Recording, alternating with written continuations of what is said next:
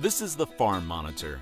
For over 50 years, your source for agribusiness news and features from around the Southeast and across the country, focusing on one of the nation's top industries, agriculture. The Farm Monitor is produced by one of the largest general farm organizations, the Georgia Farm Bureau. Now here are your hosts, Ray DeLesio and Kenny Bergamy. Well, the interviews are complete, stories put together, all in an effort to give you as much ag knowledge as you can handle in the next 30 minutes. But first, from Kenny and I, thank you for tuning into the Farm Monitor. Yes, glad you're here, so let's get things underway, shall we? Coming up, are you a farmer struggling to manage water usage on your crops? Look no further than the UGA Water Efficiency Team. With the latest technology and expert advice, they'll help you optimize your water usage and maximize your yields. Also on the show, forage producers are facing tough times as climate change and market volatility take their toll. And with this year shaping up to be more of the same, the future looks uncertain. Plus, get ready to take a delicious trip down south. We're combining the creamy goodness of Southern-style pimento cheese with the mouth-watering taste of certified Angus beef for a truly unforgettable dish. These stories and so much more start right now on the Farm Monitor. With input prices up across the board, it's vital that farmers maximize their efficiency in the field in order to turn a profit. As Damon Jones reports, that's the purpose of the UGA Water Efficiency Team, who advise growers on the latest technology available to help them find a sweet spot in water use for their crops. No matter if it's corn, cotton, or peanuts, the one thing each of these Georgia staples need is sufficient water during growing season. And with rainfall being so unpredictable during the summer, farmers must rely on irrigation to fill in the gaps. However, the amount can sometimes be tricky, which is why having the UGA Water Efficiency Team to lean on can provide a little peace of mind. So we're trying to hit that sweet spot, putting in irrigation, soil moisture sensors, helping farmers with different types of irrigation water management tools, such as the smart irrigation apps. We're working with them on some of the different models and that kind of thing that we have. Getting that information comes from numerous tests done on a variety of different soils. There are some pivots in southwest Georgia that we're working with where we have in the neighborhood of 15, 20 different individual plots under one pivot with multiple sensors, where we have 2 to 3 reps for each treatment under one pivot, where we're able to define that spot where we get the highest yield for the least amount of water applied. It's not just research this team specializes in, but also the implementation, as they provide expertise in the field, as well as a pathway for growers to try out this new technology. There's new technology coming out every year that we are trying to help the farmers and help them install and learn this new technology.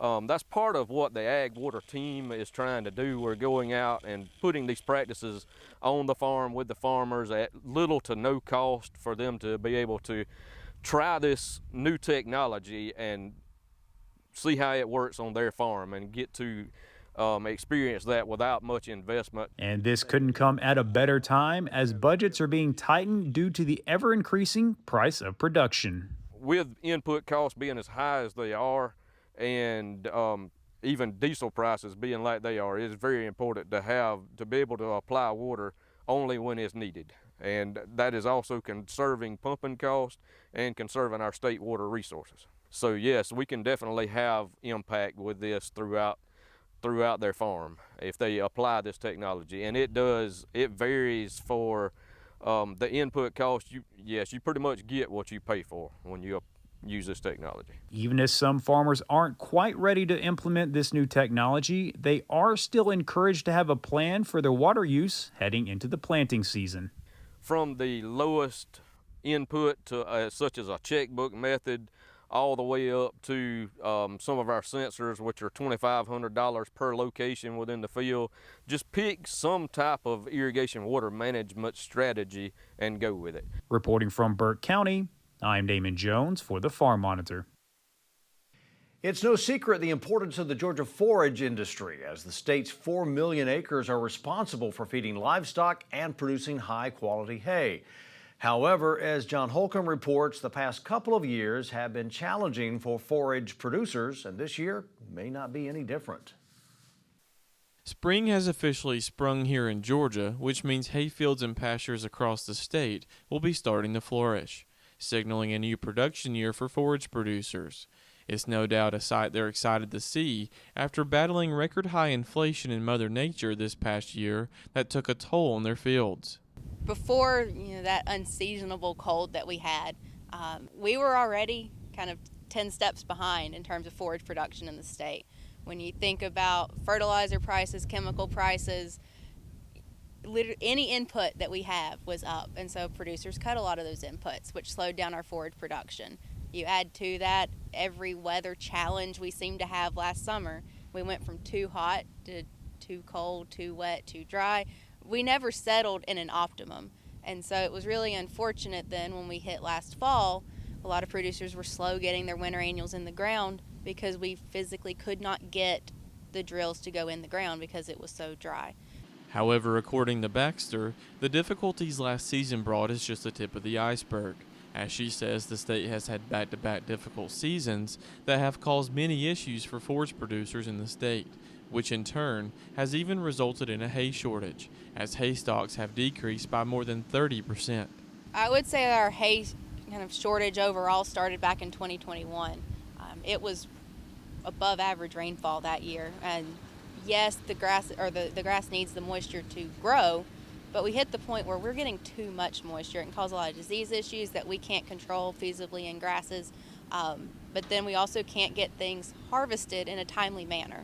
So not only are we getting fewer harvests across the year, we're getting lower quality harvest as well.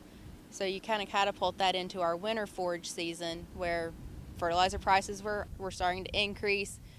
People aren't fertilizing their winter annuals as much. We're relying more and more on those hay stores. Problem is then we've used up anything that we had in reserve. It's gone. We used to say, oh, you just had those 30 bales in the back of the farm for that rainy day. We had that rainy day. It's done.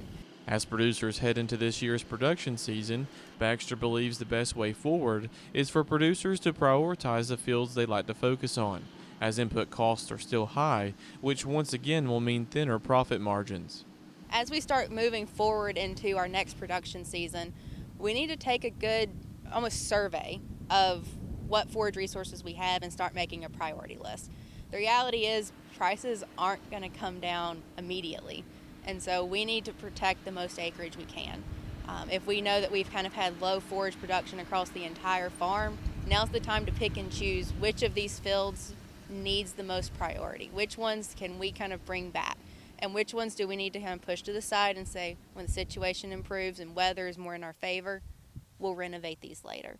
So that's the big thing right now is, if nothing's really regrowing, it's a time to plan and just reflect on what has our forage production been, what can we feasibly do going forward. Baxter encourages producers to reach out to their county agents if they have questions or need assistance. Reporting in Tifton for the Farm Monitor, I'm John Holcomb. John, thanks so much. Well, get ready to indulge in a cheesy affair. Up next, it's all about pimento cheeseburgers, the ultimate comfort food that'll make your taste buds dance with joy. Stay tuned.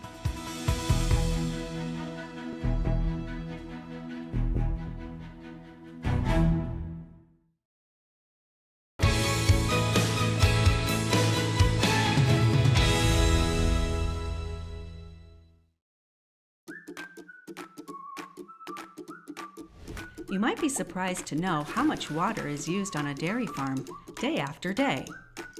It's no surprise to dairy farmers, though. They know that milk is made up of 87% water. That means every cow drinks a lot of water to stay hydrated and to produce nutrient-rich milk. And since farmers are such dedicated stewards of the land, they take water usage very seriously. Optimizing water use is more than just a good idea. It's one of the key sustainability goals that the entire U.S. dairy community is constantly striving to reach. I think it would really surprise people to know that 1 gallon of water on our dairy can be used as many as 4 times. Dairy farmers recycle and reuse to conserve water every day. We use it to cool the milk, which needs to be cold when it goes to market. And then ultimately, we're storing all of that water, saving every drop of that water that's used on our dairy. So the water cycle goes around and around. I think it's pretty amazing that the water we're using in our barn ultimately grows the crops we feed our cows. Another sustainability goal that U.S. dairy producers have set for themselves is achieving greenhouse gas neutrality by 2050. They're investing, researching, and continuously working to protect the environment, today and for the future. For more fun facts about cows and dairy farming, watch our other short videos in this series. Visit us online at thedairyalliance.com. Well, due to family obligations, our monthly taping of Meals from the Field with Marcia Crowley is on temporary hiatus while Marcia focuses her time and attention on more important issues. However, we know many of you really enjoy those recipes, so this month we've teamed up with the fine folks at Certified Angus Beef for a recipe that features a Southern staple, something that goes well with burgers, crackers, or just plain bread. In fact, keeping with tradition, next week it'll once again be a featured item on the menu during the Masters at Augusta National.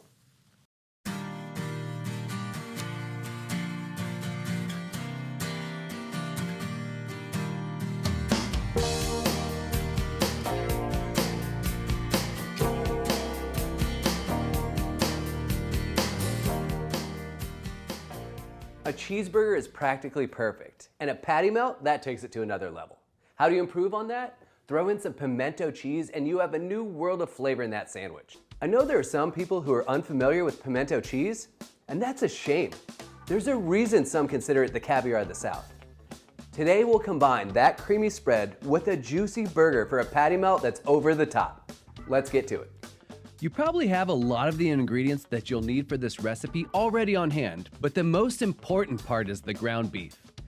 To make an amazing patty melt, you need to start with the best beef. We'll be using Certified Angus Beef 80% lean ground beef. This provides the perfect amount of fat for a burger. Since this is going between 2 slices of bread, you'll want a thin patty and we'll use the smash technique. First thing you'll need to do is divide the meat into 4 equal portions. Then, form them into loose, spherical shapes, making sure not to compress the grind too much. To ensure that the patties stay juicy even when they're smashed, it's crucial to use Certified Angus Beef, because if it's not certified, it's not the best. For the pimento cheese, we'll start with slicing up a couple green onions. These provide a nice, mild onion flavor and a little crunch. If you don't have green onions, you could substitute granulated onion, but raw yellow onion might be a little too strong. Next, chop up some pimentos, which are the namesake for this spread. Pimentos are a jarred sweet pepper similar to a red bell pepper but more flavorful. Chop them fairly fine because you want to ensure to get a little bit in each bite. You really want the flavor of the pimento to come through. Mayo and cream cheese give this spread its creamy texture. The combination of the two make it just the right consistency. The mayo for its creaminess and the cream cheese will help to make it more spreadable. Let the cream cheese warm up at room temperature for a little while so that it folds easily into the spread. I probably could have let this sit out just a little bit longer. Using a sturdy spatula rather than a whisk will make mixing the ingredients much easier. Add some of your favorite hot sauce. I only use a teaspoon here, but if you like it spicier, go wild. Finally, we'll go in with some sharp cheddar cheese. This has a more assertive flavor. If you don't like sharp cheese, it's fine to use a mild cheddar. At this point, you really want to mix well to ensure that everything is well distributed and there aren't any clumps of ingredients, but the spread will remain a little chunky. This sandwich is simple, but all of the elements are important, even the bread that you decide to use. You want something fluffy and just the right thickness. I decided to buy an unsliced white sandwich loaf. This way I can control the thickness of the slices. You want slices about 1 inch thick. This will be thick enough to stand up to the patty and the spread, but not so thick that the pimento cheese won't warm through. If you want pre-sliced bread, you could simply buy Texas toast. Whatever you decide, we'll need 8 slices at the end of the day. Using mayo to toast the bread instead of butter is a handy trick to have in your back pocket. It's easy to spread in an even layer, and since it's mostly oil, it'll brown beautifully. Plus, you're already using it in the pimento cheese. Once all the bread has a smear of mayo, spread a layer of the pimento cheese on the opposite side of the mayo. Pimento cheese on each slice will encapsulate the patty in the spread and give it more surface area to warm through. We're finally getting to the best part, the smash patties. Crank that griddle to high heat and go onto it with those spheres of beef. I find it most efficient to use 2 spatulas to smash the patties. One hefty wide one for the smashing, and another one to provide more downforce in order to get that patty super thin. When smashing, smear the patty out a bit. This will help the patty fit the bread and prevent beef from sticking to the spatula. Remember, these patties will shrink some while they're cooking, so you want them to be as wide as possible. Aim for a size slightly bigger than the slices of bread. You want to make sure that every bite has some of that burger patty in it. Don't forget to season your burger patties. You'll have to season after the smash so that every inch gets salt and pepper. So have your S&P on hand and move quickly, because that first side cooks faster than you think. Since your patties are so thin, you only really need to season the one side. And once the edges start to lose that pink coloring, it's time to flip. Make sure to scrape under the patties really well. The whole point of smashing them is to create a beautiful crust on the burger, and you don't want to leave it stuck to the griddle. Come on, look at that crust. Nothing else will give you such a brown, beautiful crust like that. It will only take a minute on the second side since most of our cook time occurred while we were creating that crust. Place the patties on a clean plate or sheet pan and cover with foil to keep them warm. Before toasting the bread, you want to make sure that the debris from the patties is scraped away and your griddle is clean. This is also a good time to adjust the heat. You want it on a medium-low so the bread gradually toasts. At this point, you're treating the sandwich just like a grilled cheese. Make sure to monitor the browning of the bread. If there are hot spots, rotate so that it toasts evenly. Once the bread is a little toasty, add the beef patty to complete the sandwich. Allow it to toast a little further to melt the cheese. Keeping those patties warm is key so that the whole sandwich is hot and gooey. This is a perfect recipe if you have a Blackstone style griddle because you can make the patties while the bread toasts and put them directly onto the slices. Look at that toasty bread filled with gooey pimento cheese and that perfectly seared beef patty. This sandwich really combines 3 amazing comfort foods: grilled cheese, pimento cheese, and a cheeseburger. You'll be an all-star to whoever you share this with. Patty melts are great, but a pimento patty melt, that's next level. See you next time here in the test kitchen at Certified Angus Beef.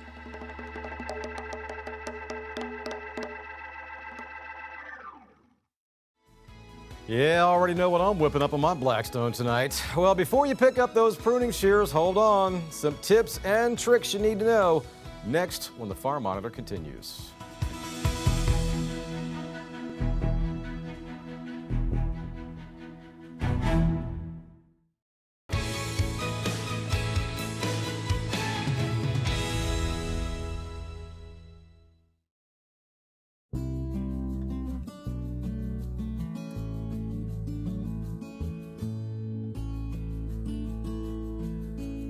Hey everybody, Seth Hawkins, Georgia Forestry Commission here. Welcome to another episode of our Ask the Arborist Tree Care video series.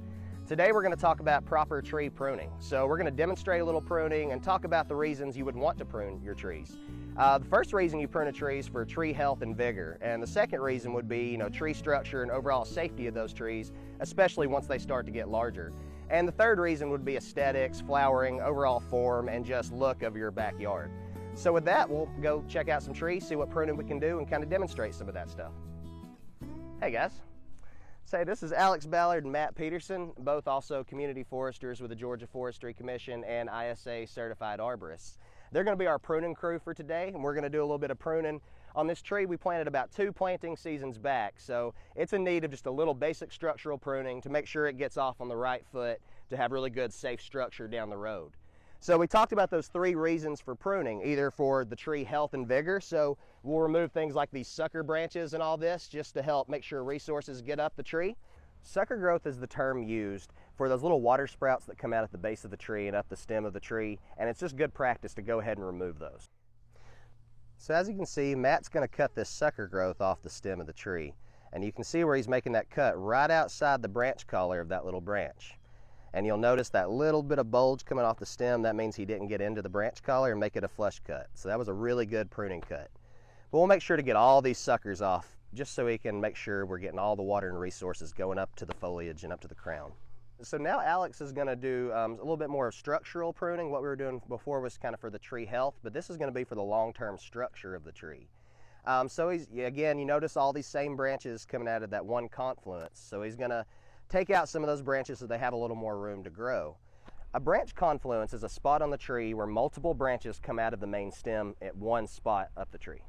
Another thing you'll notice is we use the hand pruners for that sucker growth, but you notice the diameter on these branches getting a little larger up here, so it's really best to use your hand loppers when you can. And right here, Alex is going to take this branch back to its parent branch, because you can see how this was kind of growing back into the center of the tree. And you'll see where he's taking it back to a crotch or a union on that branch. You don't want to make an internodal cut and just cut it wherever. You make sure to cut it back to a union or a crotch or back to the main stem. An internodal cut refers to a pruning cut that's either not at the branch collar or not at a node, which is a spot at which a new branch would form. And here's where Alex is just going to do some final cleanup, making sure he gets any small suckers that are coming off the main stem. So this right here is an example of a past pruning cut that maybe isn't the best pruning practices, right? You can see it's just an internodal cut, leaving this big stub. And if you look real closely, there's some fungal decay setting up in this stub, and that fungal decay can use this stub to run right back into the parent stem or into the parent branch that it's attached to. But we can fix this by making our cut at the proper place. It'll trigger the compartmentalization process and seal off that wound rather than just having this rotting stub sticking out like this. So I was talking about making the cut at the right place to trigger the compartmentalization process. We want to cut back to either a crotch or a union or the main stem. We don't want to just leave this stub on here, allowing fungal decay to get back into the rest of the tree. So the big thing here is going to be making sure you make this cut right outside that branch collar. But the big thing with a branch this size is using something arborists call the 3-cut method to alleviate some of this weight when we take the final cut off, because we don't want this to peel bark down the side of the tree. The tree can't seal a wound on the side of its stem like that. So I'm going to demonstrate the 3-cut method. I use this for pretty much anything bigger than my thumb. Sometimes it seems like overkill, but I've seen some really small branches peel down a tree before. So the big thing with the 3-cut method, it's not just a clever name. You make 3 cuts. Again, the whole point is to alleviate weight before we make that third and final cut. Your first cut is going to be an undercut about 6 inches out from that branch collar where you want to make your final cut. So you make your undercut about halfway, maybe a third to a halfway up from the underside of that branch. Your second cut will be starting from the top side, maybe about an inch, inch and a half outside of that first undercut. And you're going to come all the way down with that. Sometimes it'll pop off and you'll get this nice little upside down stair step looking thing. Sometimes if there's not enough weight on the branch, it'll just saw all the way down through and you'll just have that stub again.